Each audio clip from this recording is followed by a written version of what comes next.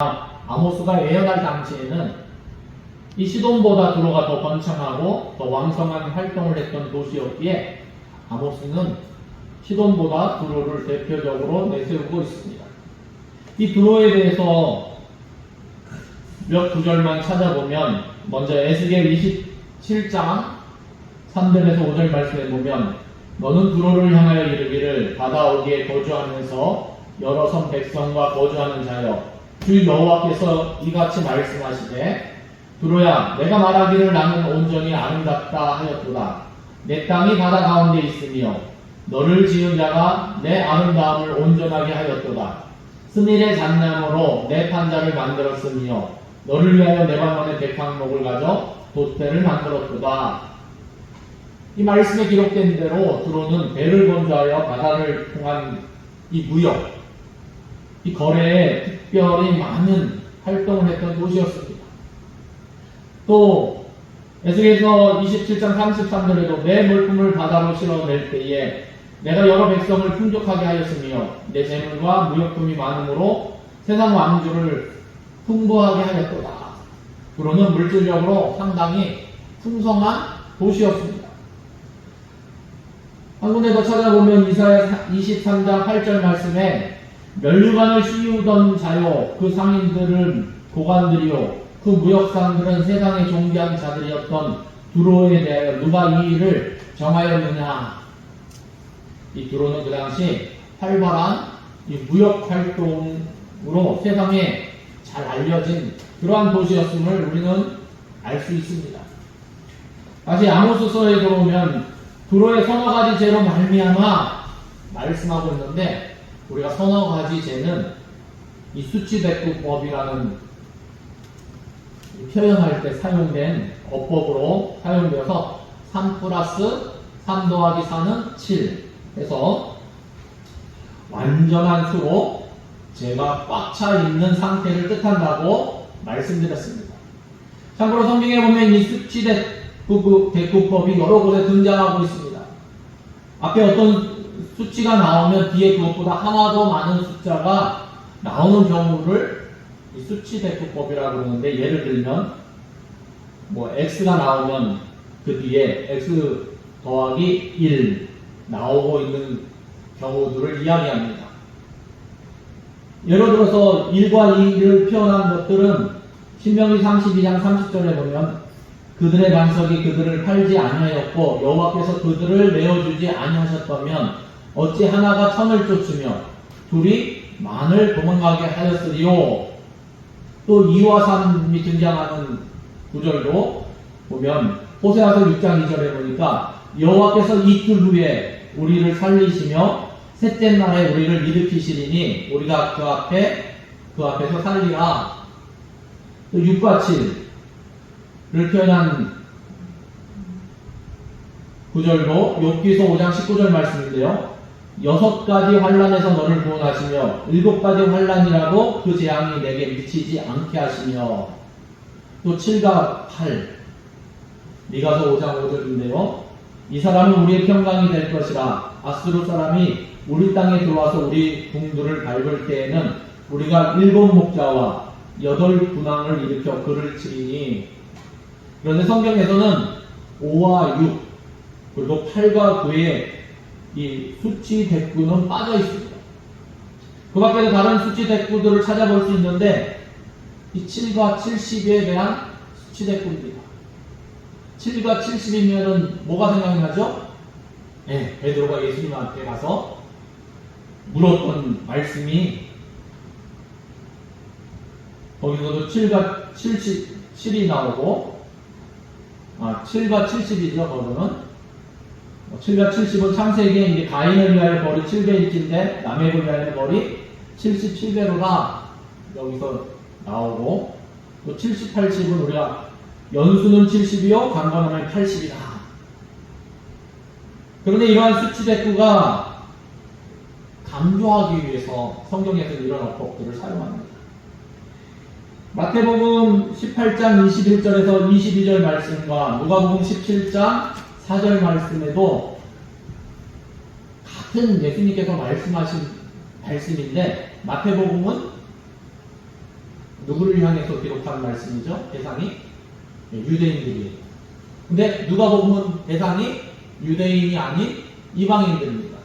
그래서 보면은 그때 베드로가 나와 이르되 주여 형제가 내게 죄를 범하면 몇 번이나 용서하여 주리이까 7번까지 하오리까? 예수께서 이르시되 내게 이르노니 7번뿐 아니라 7번을 70번까지라도 할지라. 7번뿐 아니라 7번씩 70번씩 라고 말씀하고 있습니다. 이것은 유대인들이 즐겨 사용하는 그러한 수치대법이라는 일종의 표현적인 어법입니다. 마태복음은 유대인들이 듣기에 마태복음에는 이렇게 표현되어 있는데 누가복음에는 그 대상이 이방인들, 헬라 사람들이기 때문에 누가복음 17장 4절에 보면 이렇게 기록되어 있습니다. 만일 하루에 7번이라도 내게 죄를 짓고 7번 내게 돌아와 내게 회개하노라 하거든 너는 용서하라 하시더라. 그러니까 유대인들이 아는 어법에 맞게 유대인들에게는 잘 사용하는 어법을 사용했고 이방인들에게 대상이었기 때문에 이방인들은 이해하지 못하니까 그런 것들이 평범하게 사용하였습니다. 다시 아모스로 돌아가면 이 아모스서에서는 그러한 부분들이 사용되었고 그래서 오늘 본문 9절 말씀에 다시 한번 읽어보면 여호와께서 이와 같이 말씀하시되 두로의 서너 가지 죄로 말미암아 내가 그 벌을 돌이키지 아니하리니 이는 그들이 그 형제의 계약을 기억하지 아니하고 모든 사로잡은 자를 에돔에 넘겼습니다. 이 에돔의 죄악에 대해서 설명하고 있습니다. 그 형제의 계약을 기억하지 아니하고 이스라엘과 두로는 이미 형제의 계약을 체결하고 있었다는 것입니다. 언제 이스라엘과 두로가 형제의 계약을 체결했습니까?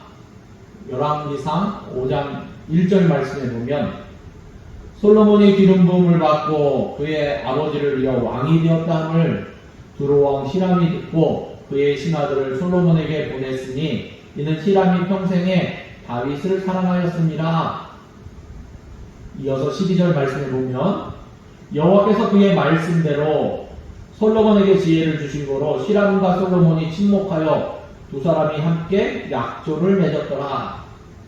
이 다윗 시대부터 이스라엘은 두로와 상당히 하친한 관계를 맺고 있었습니다. 그런데 다윗 왕이 죽고 나서 솔로몬이 왕이 되었을 때 두로 왕 히람과 솔로몬이 친목해서 함께 언약을 맺었음을 성경은 기록하고 있습니다.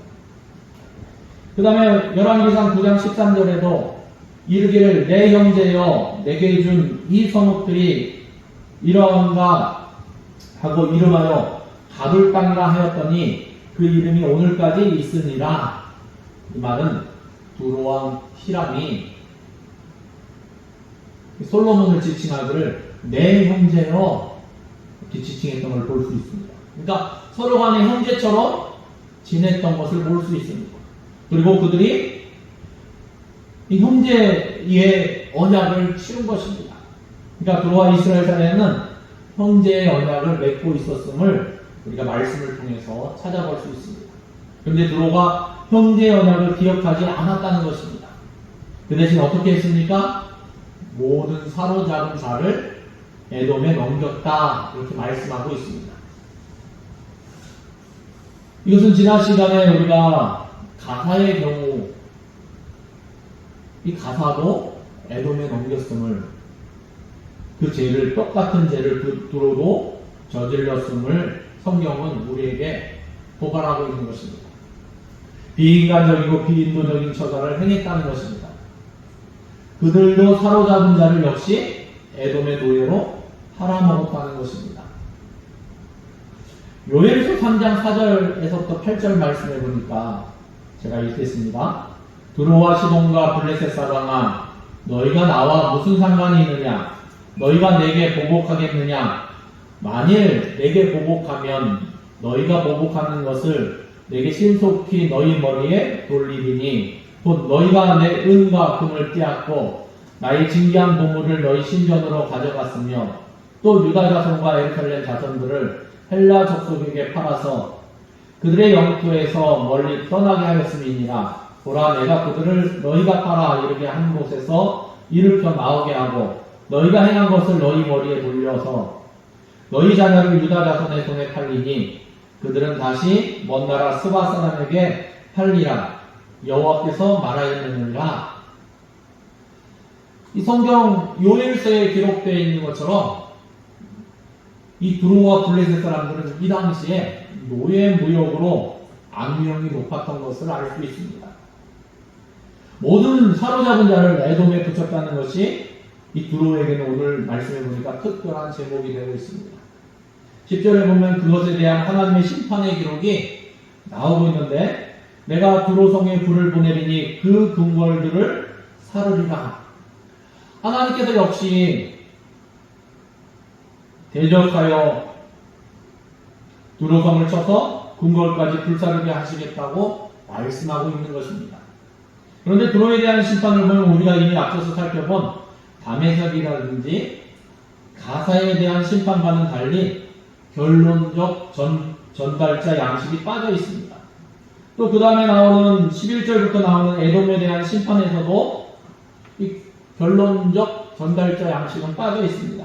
그리고 그 다음 장으로 넘어가서 2장에도 이 유다에 대한 심판에서도 마찬가지로 결론적 전달자 양식이 빠져 있는 것을 볼 수 있습니다. 두로의 멸망에 대한 기사는 성경 여러 곳에 기록되어 있습니다. 예로 에레미야서나 에스겔, 이스가랴서 등에서도 이 두로의 멸망에 대해서 기록되어 있습니다. 역사가 요세푸스에 의하면 두로는 아수르의 살마네살에 의해서 5년 동안 그리고 그 뒤에 일어난 바벨론 느부갓네살 왕에 의해서 13년 동안 포위를 당했었습니다. 그런 뒤에 두로는 주전 332년에 이 헬라의 알렉산더 대왕에 의해서 역사적으로 멸망당하게 됩니다. 하나님 말씀이 그대로 이루어진 것입니다. 자, 여기서 우리가 이런 질문을 던져볼 수 있습니다. 왜 두로가 이스라엘과 맺었던 형제의 계약을 기억하지 않고 이와 같이 비인도적이며 비인간적인 행위를 자행했을까?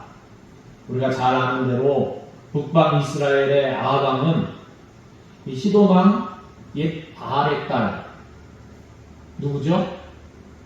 옛 바알의 딸 악명 높은 왕비 이세벨이죠. 이세벨과 결혼을 했습니다.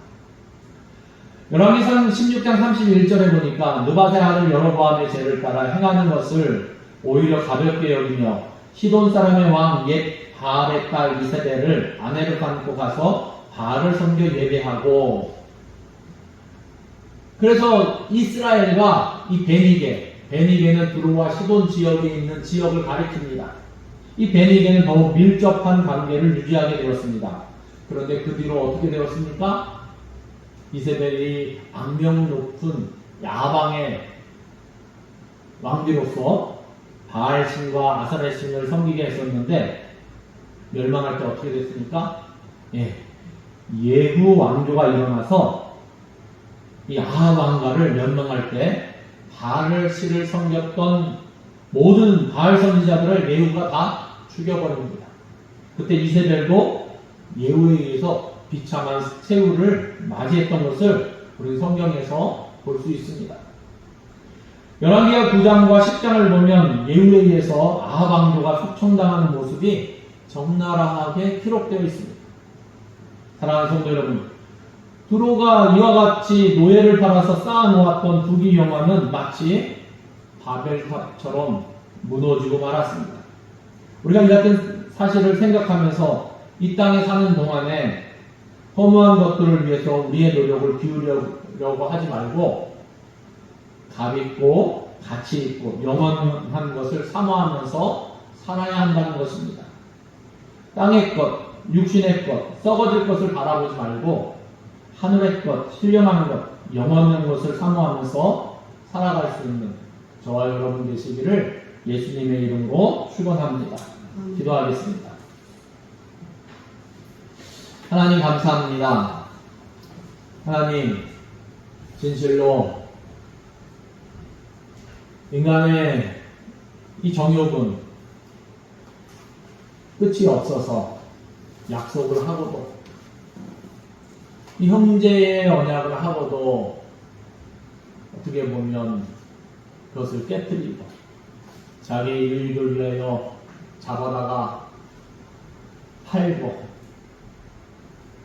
형제까지 팔아먹는 이러한 모습들이 우리 인간의 이 죄의 모습인 것을 말씀을 통해서 바라봅니다. 하나님,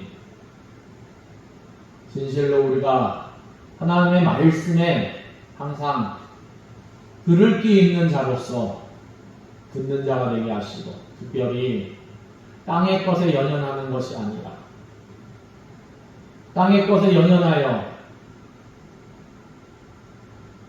하나님과의 관계를 막아버리는 것이 아니라 오히려 하늘의 것에 연연하여서 하늘의 것에 소망을 두고 또한 하나님의 영광을 위하여 하나님의 나라를 위하여